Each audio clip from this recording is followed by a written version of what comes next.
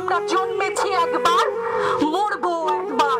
আমার কথা আমি বলতে পারবো না, আপনি তুলে নিয়ে যাবেন। প্রতিবাদ করতে পারবো না, ভিন্ন মত প্রকাশ করতে পারবো না, আপনি আমাদেরকে রাজাকার বলে গালি দিবেন।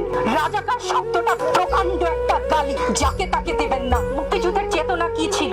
আর আমার ছাত্র ছাত্রীদের গায়ে গুলি কেন?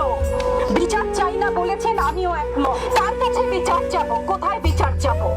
আমরা ঘৃণা জানাই মেয়ে ছাত্র ছাত্রীদের উপর যে লাঞ্ছনা হয়েছে, তার বিচার বিধাতা করবেন। তার বিচারের জন্য আমরা নেমেছি। আপনারা আমাদের মুখ বন্ধ করতে পারবেন না। অনুরোধ করছি, সেটাকে আমার দুর্বলতা ভাববেন না, সেটা ক্ষোভ, সেটা আমার ঘৃণা। আজকে আমার কিছু প্রশ্ন আছে সবার কাছে, দেশবাসীর কাছে তো করবো না, যাদের কাছে করব